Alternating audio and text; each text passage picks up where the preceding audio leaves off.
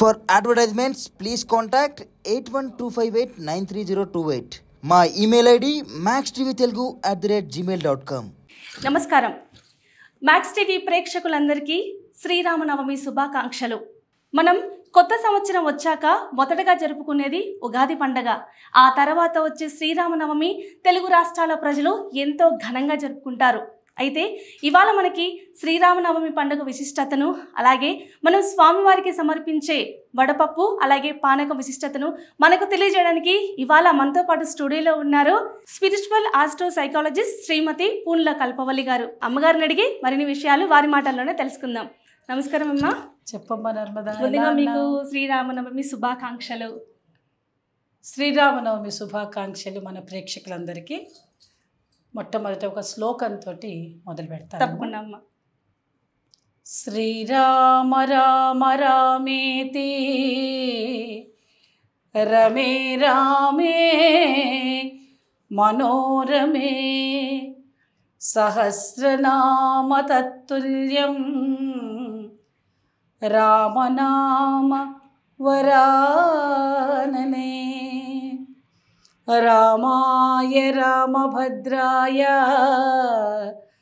రామచంద్రాయ వేధసే రఘునాథాయ నాథాయ సీతాయ పతయే నమః. మన ప్రేక్షకులందరికీ కూడా చక్కగా శ్రీరామనవమి కళ్యాణ శుభవేళ స్వామి పుట్టడం అలాగే కళ్యాణం చేసుకోవడం రెండింటినీ ఒకటేసారి చేసుకునేటువంటి విషయాన్ని మనం ఈరోజు మాట్లాడుకునే ప్రయత్నం చేస్తున్నాం. తప్పకుండా అమ్మా. అయితే రాముల వారి విశిష్టత అనంగానే అనిపిస్తుంది శ్రీరామచంద్రుణ్ణి త్రేతాయుగం నాటి నుంచి మనం అందరం కొలుస్తున్నటువంటి మన దైవం. అంటే దశ అవతారాలలో ముఖ్యమైన అవతారము రామ అవతారం.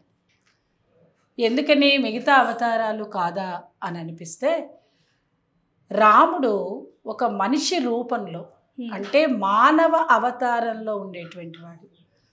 మానవ జీవన వ్యవస్థ ఎలా ఉంటుంది, నడక ఎలా ఉంటుంది, నడత ఎలా ఉండాలి, ఈ విషయాలన్నీ చెప్పడం కోసం ఆయన ఒక అవతార మూర్తిగా ఉండి మిగతా అవతారాలలాగా కాకుండా మనలాగే పుట్టి మనలాగే వెళ్ళిపోయే విధానాన్ని, ఈ జీవన విధానాన్ని నేర్పినటువంటి వాడు కాబట్టి రాముల వారికి అంత విశిష్టత ఉంటుంది. ఎక్కడైనా మాట్లాడండి, ఏ విషయమైనా మాట్లాడండి, చక్కగా బంగారు తండ్రి రాముడిలాగా ఉన్నాడు అంటారు. రాముడు మంచి బాలుడండి అంటారు ఓ పిల్లవాడిని చూడంగానే. కాస్త పెద్దవాడైతే ఏమంటారంటే ఆహా మర్యాద రాముడండి అంటారు. ఇంకాస్త పెద్దవాళ్ళైతే మర్యాద పురుషోత్తముడండి అంటారు. ఎందుకని?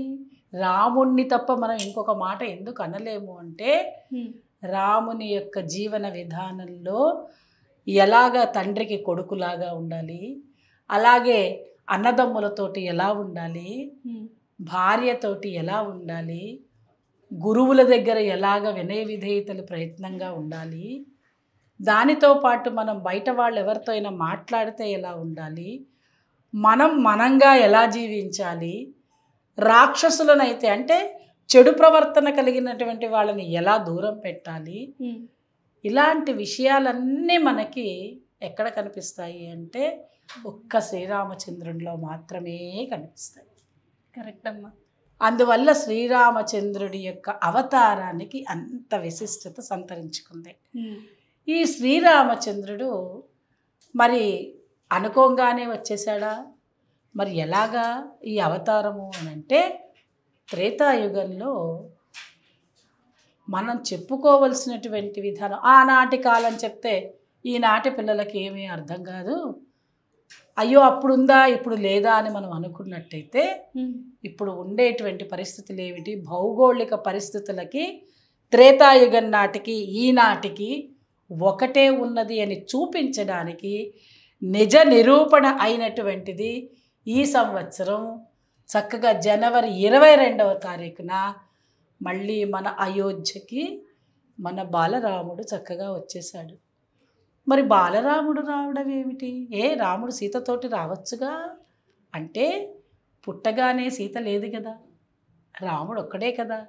అందువల్ల మనకి దశరథ మహారాజు చాలా ఏళ్ళు ఇక్ష్వాకు వంశపు రాజులందరూ కూడా ఎంతో వ్యయప్రయాసలకి ఓర్చి ఎంతో రాజ్యాలను వెళ్తూ ఉంటే అయోధ్య రాముడు ఇంకా రాలేదే అని మానసికంగా అందరూ బాధపడ్డవాళ్ళే. అయితే అప్పుడు దశరథ మహారాజుకి పుత్రకామేష్టి యాగం చేసిన తర్వాత ఆయనకి యజ్ఞపురుషుడు తీసుకొని వచ్చి పరవాన్నం ఇలాగే గిన్నెతోటి ఇవ్వడం, ఇచ్చిన తర్వాత ఆయన చేసినది ఏంటంటే, మరి ఆయనకి ఎంతమంది భార్యలు? 3 భార్యలు, కౌసల్య, సుమిత్ర, కైకేయి.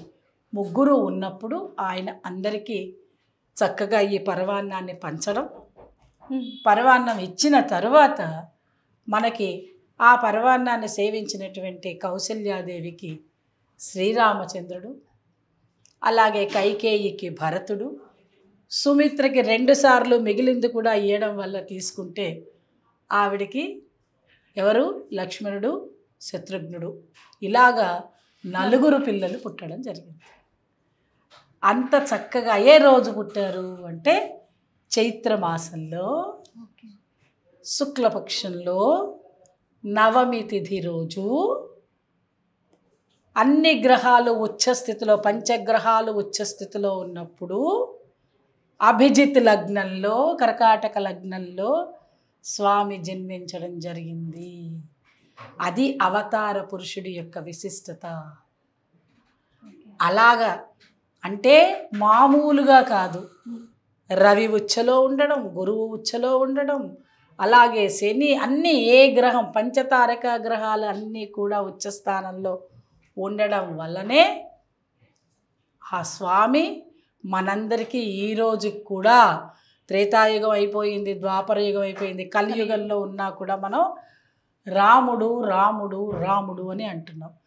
ఆ విధానం ఎక్కడ పోతుందో అని మనకి ఈ భౌగోళిక పరిస్థితులలో అయోధ్య కాలగమనంలో కలిసిపోతుందేమో, మన రాముడిని మనం చూడలేమేమో ఆనాటి కాలం నుంచి ఈనాటి కాలం వరకు అని అనుకుంటే, మేము మా తర్వాత మీరు, మీ తర్వాత మీ బిడ్డలకి రాముడు కనపడాలి, రాముడు వినపడాలి, రాముడిని చూడాలి అనుకున్నందుకు మాత్రమే మనకి ప్రభుత్వాలు ఇంత చక్కటిగా ఎన్ని రోజులు కేసుని పోట్లాడి మనం సాధించుకున్నటువంటి రామ జన్మభూమిని ఆనందంగా ఉంటే, ఈరోజు మన రాముడు వచ్చి మన అయోధ్యలో కూర్చున్నప్పుడు మన రామనవమి చేసుకోకపోతే ఎట్లా?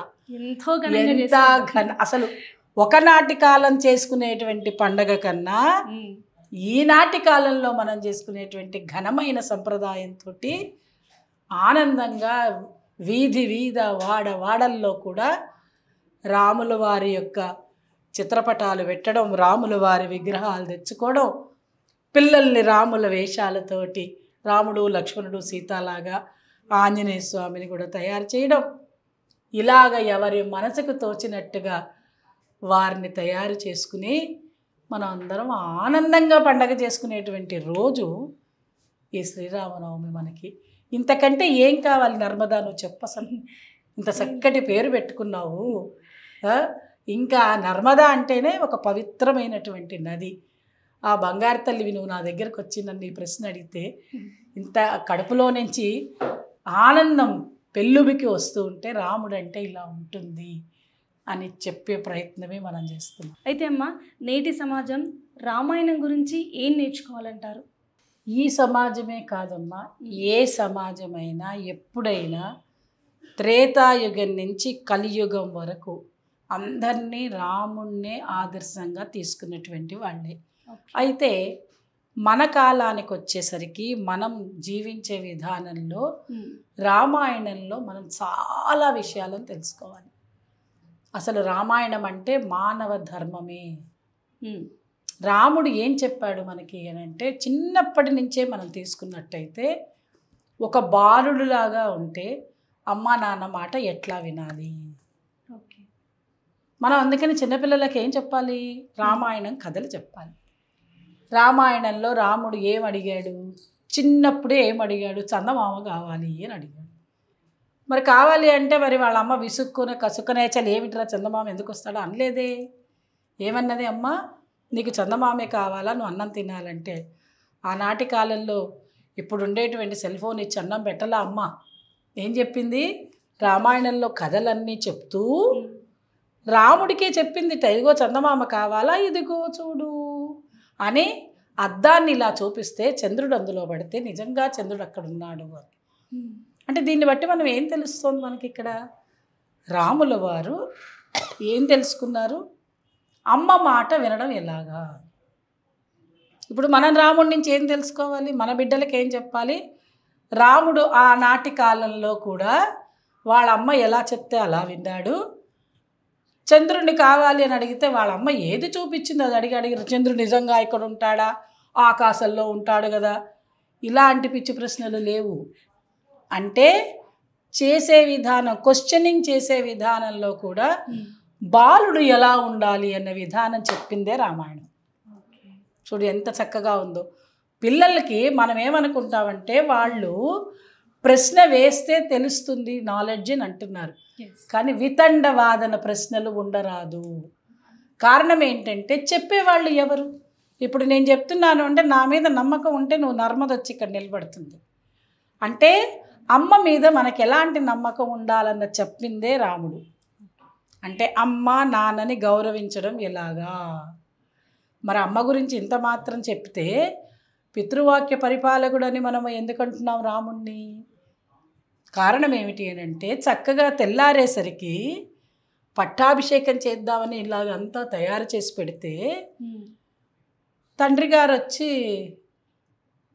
పిన్నతల్లి అడిగినటువంటి ప్రశ్నలను మైండ్లో పెట్టుకుని, నాయన నీకు ఇప్పుడు నువ్వు 14 సంవత్సరాలు వనవాసంకి వెళ్ళాలి, నీ తమ్ముడైనటువంటి భరతుడికి పట్టాభిషేకం చేయాలి అంటే సరే నాన్న అని తలకాయ వంచాడే. కానీ నాకెందుకు చెయ్యవు, నాకు ముందు చెప్పావు కదా, నేను పెద్దవాడిని కదా, నిన్న రాత్రేమో అది చెప్పావు కదా, మళ్ళీ ఇప్పుడు ఇలాంటి ప్రశ్నలు అడగలే. ఈ సమాజం నేర్చుకోవాల్సింది ఏమిటి అని అంటే పెద్దవాళ్ళకి ఎదురు సమాధానం చెప్పవద్దు. తల్లిదండ్రులని గౌరవించండి, వాళ్ళకి ఎదురు చెప్పద్దు. వాళ్ళకి ఏదైనా చెప్పగానే ఎందుకు ఏమిటి ఎలాగా అని మీ సొంత కవిత్వం పైత్యంతో ఉండే విషయాలను తల్లిదండ్రులను అడగండి. ఎందుకని? తల్లిదండ్రులు మీ యొక్క శ్రేయోభిలాషులు. మీ ప్రేమ అభిమానాన్ని వాళ్ళు దోచుకుని వాళ్ళ ప్రేమాభిమానాలను మీకు ఇస్తారు. అది రాముడు చెప్పింది రామాయణంలో. అందువల్ల తల్లిదండ్రులు చెప్పిన మాట వినమని చెప్పింది ఆనాటి కాలం రామాయణం ఈనాటి సమాజానికి. అలాగే భార్యతోటి ఎలా ఉండాలి, భార్య భర్తతో ఎలా ఉండాలి, 2 విషయాలని చెప్పింది కూడా రాముడే. కారణం ఏమిటి? ఎప్పుడైతే వనవాసానికి బయలుదేరారో వెంటనే సీతామాత కూడా వచ్చేసింది. నేను వస్తా ఎందుకన్నది ఆ మాట? భర్త ఎక్కడ ఉంటే భార్య అక్కడే ఉండాలి అని చెప్పినటువంటి విషయాన్ని మనకి రామాయణమే బోధిస్తుంది. మరి భార్యాభర్తలు అన్యోన్యంగా జీవించాలి అని అంటే ఎవరిని చూడాలి? ఏ దాంపత్య జీవితం అన్యోన్యంగా ఉండాలన్న విషయం ఎక్కడి నుంచి తెలుసుకోవాలి? ఈ సమాజానికి రామాయణమే చెప్పింది. అందువల్ల మనకి రామాయణం. అన్నదమ్ములతో ఎలా ఉండాలి? మరి తమ్ముడు లక్ష్మణుడు వస్తానన్నాడు. ఎక్కడికి వస్తానన్నాడు? అన్నయ్య మీరు ఎక్కడికి వెళ్తే నేను అక్కడికే మీతోటి వస్తాను. మరి వస్తానన్నప్పుడు నేను కూడా మీతోటి వస్తాను అని అన్నప్పుడు ఏమన్నాడు రాముడు?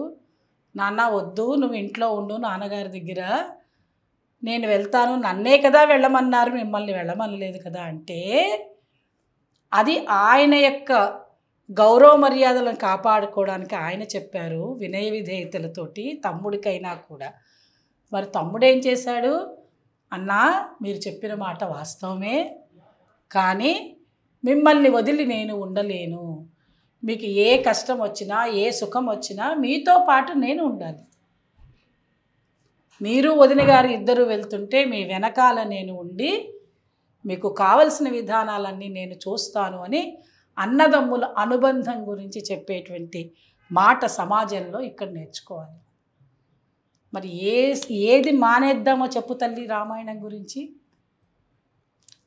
గురువులు చెప్తే గురువుల మాట విని, అన్నదమ్ముల మాట విని, బయట ఎవరు ఏదిన్నా వాళ్ళు ఏది చెప్పారు ప్రజల మాటలు కూడా విని, ఆయన అందరికీ ఆమోదయోగ్యంగా ఉండేటువంటి రామాయణంలో పాత్ర మనకి ఇవన్నీ చెప్పడానికే కదా ఇంత చక్కటి అవతారం వచ్చింది.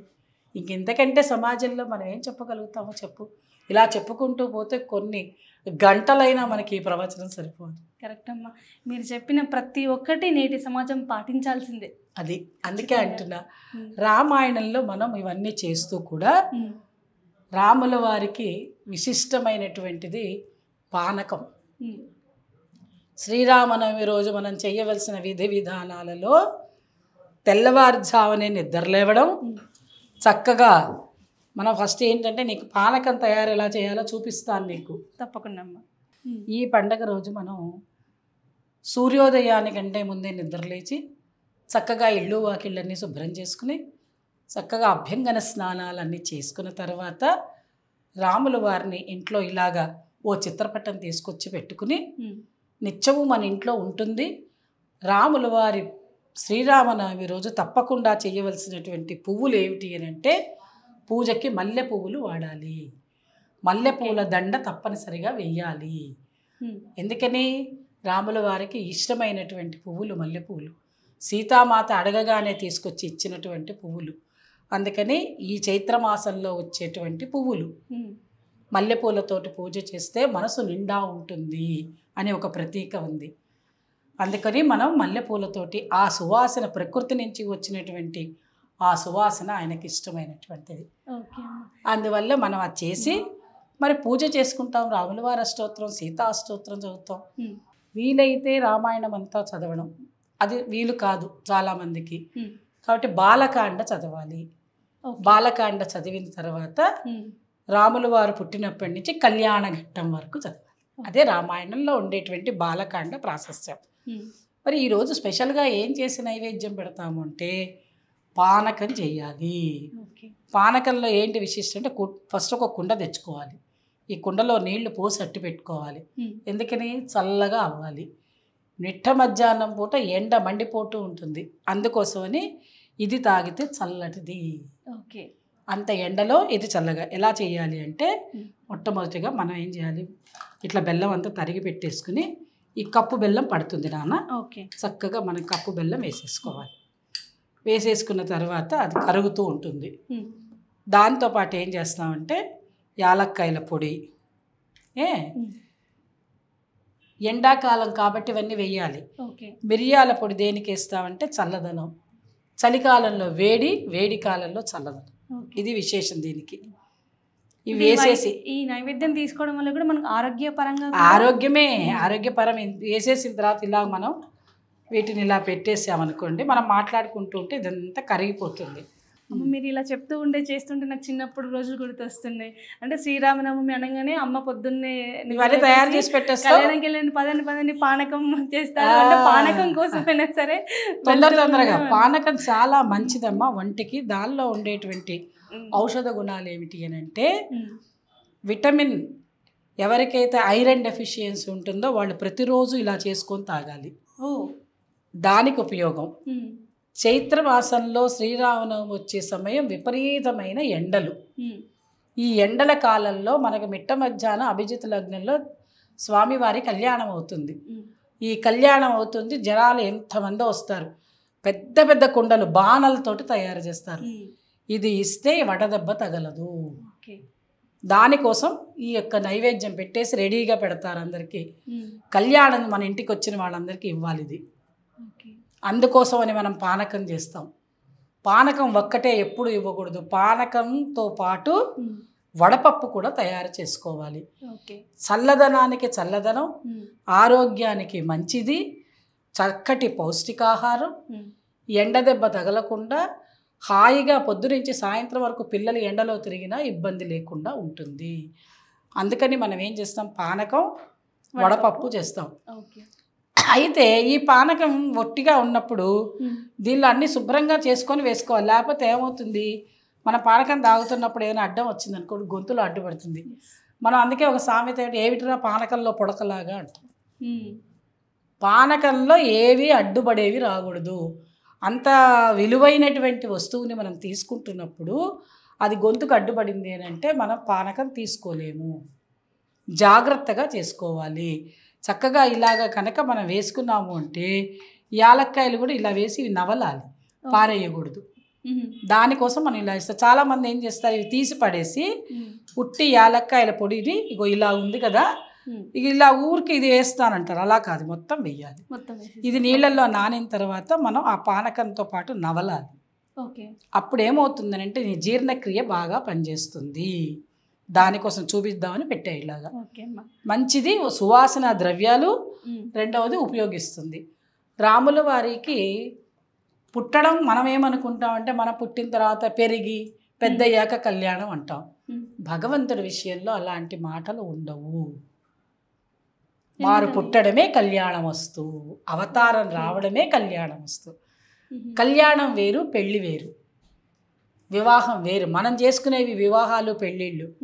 భగవంతుడికి చేసేది కళ్యాణం, నిత్య కళ్యాణం ఉంటుంది భగవంతుడికి. ఆయన ఇంకా చాలా గుళ్ళల్లో ఏం చేస్తారంటే ప్రతి పునర్వసు నక్షత్రానికి చేస్తారు. స్వామివారు పుట్టిందే పునర్వసు నక్షత్రంలో. రాముల వారి నక్షత్రం ఏంటి, పునర్వసు, గురువు నక్షత్రంలో పుట్టారు ఆయన. ఆ గురువు నక్షత్రంలో కర్కాటక రాశిలో గురువు ఉచ్చలో ఉన్నప్పుడు లగ్నంలో గురువు ఉంటే ఇంకా మరి ఆయన అంత విశిష్టతగా ఉండి మనందరికీ మనం పూజలు చేస్తే మనకంత ఫలితం ఇస్తున్నాడంటే తక్కువైన గ్రహాల పైన నవగ్రహాలని మనకి అనుకూలంగా చెయ్యడం కోసమనే రాముల వారి యొక్క పుట్టుక. 12 గంటల అభిజిత్ లగ్నంలో అర్థం ఏమిటి అని అంటే ఇలాగా ఒక భూమి మీద ఏదైనా పడితే నీడ పడదు అని అర్థం. అంటే మన నీడ కూడా మన మీద పడకుండా ఉండే సమయంలో స్వామి అమ్మవారికి తాళి కట్టినట్టుగా మనకి వేదాల్లో చెప్తోంది. కాబట్టి అభిజిత్ లగ్నంలో కళ్యాణం భద్రాచలంలో చేస్తారు, ఒంటిమిట్టలో చేస్తారు. ఇప్పుడు ఒంటిమిట్టలో నుంచి పౌర్ణమికి చేయడం మొదలెట్టారు. ఒకప్పుడు అక్కడ కూడా చేసేవాళ్ళట. భద్రాచలం అయితే ముఖ్యంగా మనకి కళ్యాణం అప్పుడే చేస్తాం. అంటే మనకి మామూలుగా పానకం చేయడం తెలుసు కదా, ఎందుకని సీతారాముల కళ్యాణం రోజే, శ్రీరామనవమి రోజు పానకం చేసుకుంటాం ప్రత్యేక. అదే సీతారామ కళ్యాణం రోజు ఎందుకు చెయ్యాలి అంటే ఏ భగవంతుడి విషయంలో అయినా వైజ్ఞానికంగా వాతావరణం ప్రకృతిని అనుసరించే చేస్తాం ఈ పండగలన్నీ. మరి ఎండాకాలం కదమ్మా, ఎండాకాలం మిట్ట మధ్యాహ్నం విపరీతమైన ఎండ ఉన్నప్పుడు మరి ఆ ఎండలో మన అందరం వెళ్ళి కళ్యాణం చేసుకోవాలి, భగవంతుడి గుడికి వెళ్తామే, పందిళ్ళల్లో ఉంటామే, మరి మనకందరికీ ఇబ్బంది కలగదా? మరి అట్లా ఉన్నప్పుడు అందరికీ వడదెబ్బ తగిలి శోషొచ్చి పడిపోతే రాముల వారి కళ్యాణం రోజు అందరూ పడిపోయారని అపప్రద ఆయనకి తీసుకురావడం ఏంటి? అలా కాదు కదా.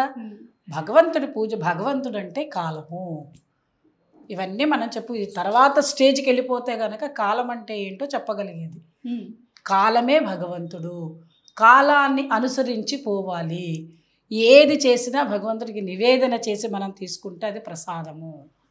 కాబట్టి ఏది పడితే అది, అప్పుడు మీరు మిరపకాయ బజ్జీలు చేశారు అనుకుందాం, కాబట్టి నేను పానకం చేయను, మిరపకాయ బజ్జీలు చేస్తాను, దేవుడికి నైవేద్యం ఇప్పుడే పెట్టి ఎండలో తింటానంటే ఏమవుతుంది? నీ ఆరోగ్యం అప్పుడు మంచినీళ్ళు తాగడం, తర్వాత మీకు కడుపులో అంతా పాడైపోవడం, ఈ ఎండకి, ఈ వేడికి, ఈ శనగపిండికి లోపల జీర్ణక్రియ అంతా పాడైపోతుంది.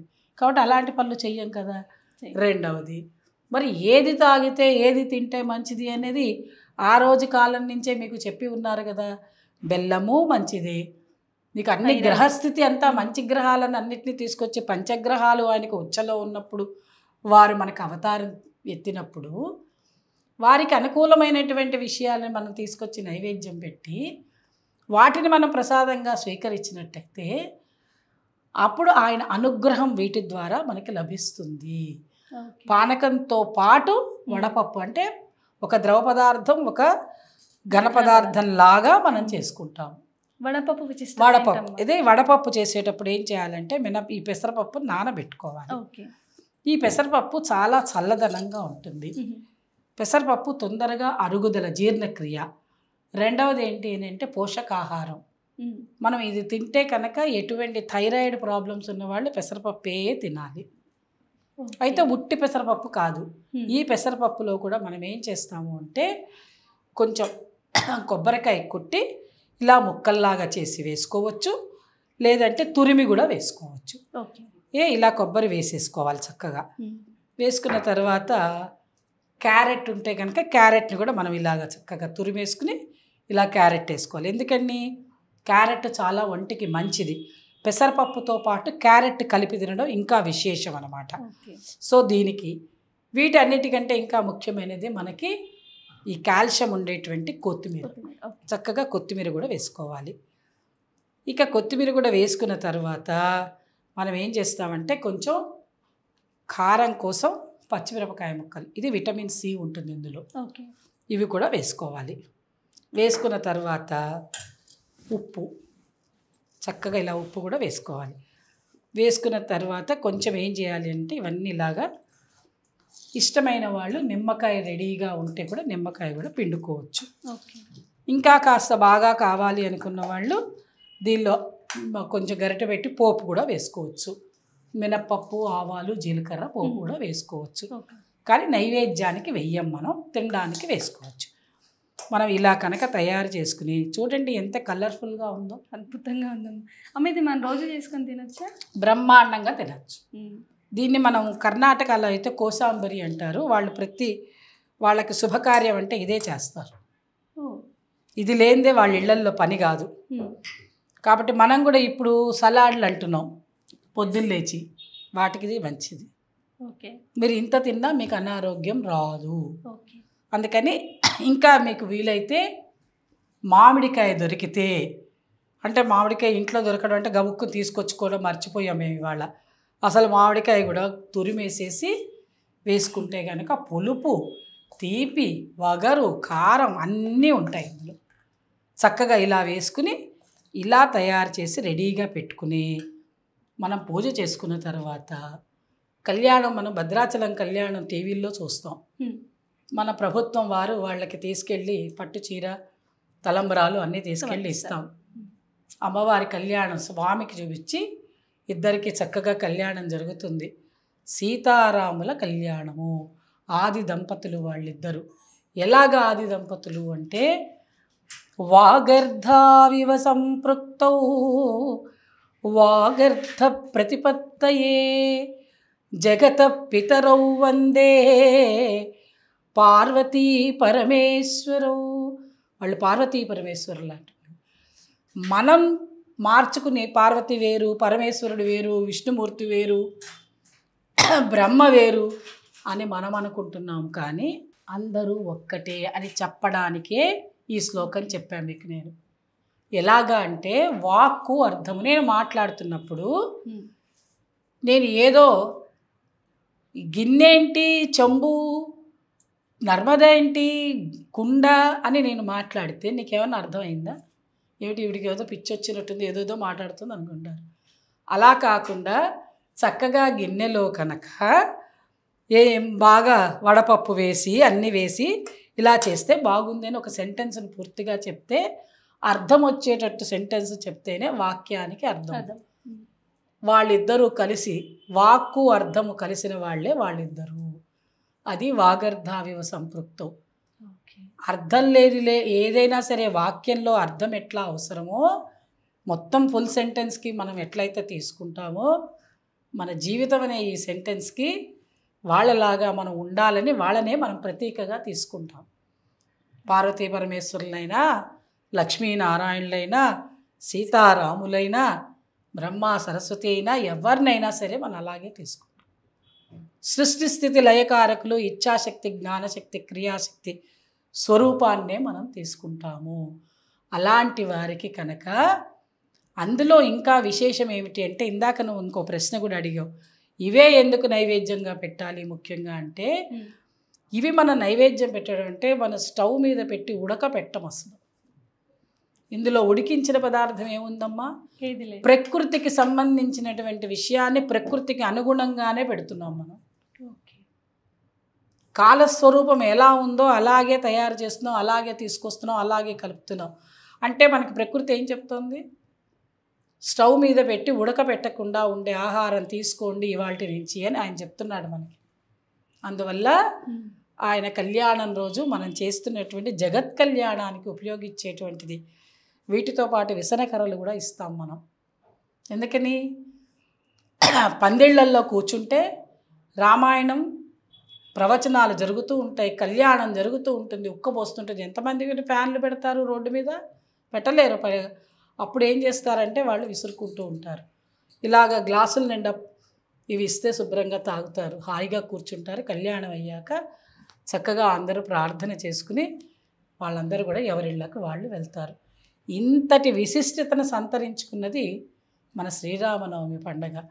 కాబట్టి శ్రీరామనవమి పండగని ఈ సంవత్సరం మరింత విశిష్టంగా మనం చేసుకోవడానికి ప్రతి వాళ్ళ ముందరికి వస్తున్నాం. మన రాముడు మన ఇంటికి వచ్చేసాడు.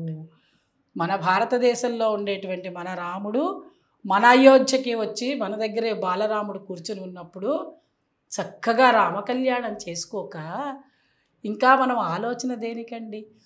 ఇవన్నీ చక్కగా మనం చేసుకుని నైవేద్యం పెట్టుకుని అందరికీ మనం ప్రసాదం ఇచ్చి ఫస్ట్ నైవేద్యం పెడదాం, ఆ తర్వాత మనం ప్రసాదంగా తీసుకుందాం. మనం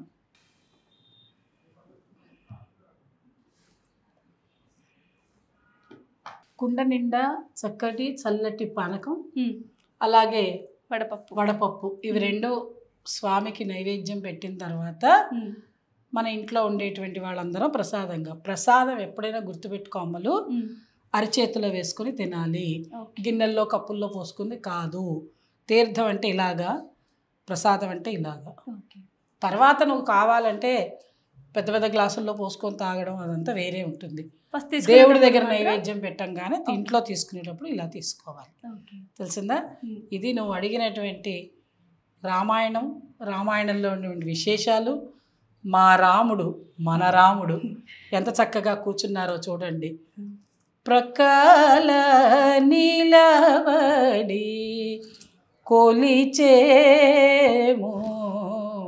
చట బాగదెల్బ రాధ హరిహరుని కిరు ప్రకాల నీలవడి.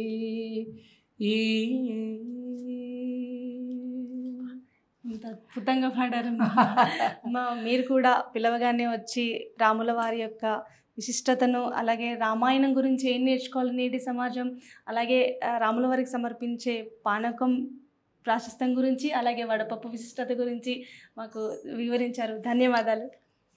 మీకు కూడా తల్లి. మన ప్రేక్షకులందరికీ మరొక్కసారి శ్రీరామనవమి శుభాకాంక్షలు తెలుపుతూ, అందరి ఇంట అన్ని నోట అందరి నోట చక్కగా రాముల వారి మాట, రాముల వారి పాట, రాముల వారి పద్యం, శ్రీరామ జై రామ జై జై రామ అనే ఒక్క మాట చాలండి.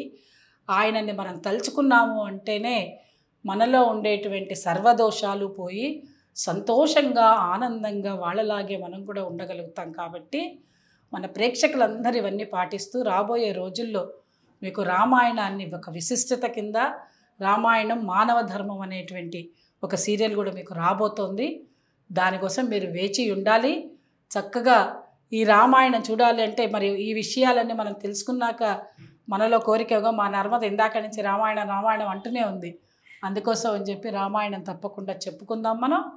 మన ప్రేక్షకులందరికీ కూడా మరొక్కసారి రామాయణం తెలుసుకోవాలనే ఆసక్తి కలిగిన వాళ్ళందరూ చూద్దురు కానీ. ప్రేక్షకులందరికీ శ్రీరామనవమి శుభాకాంక్షలు.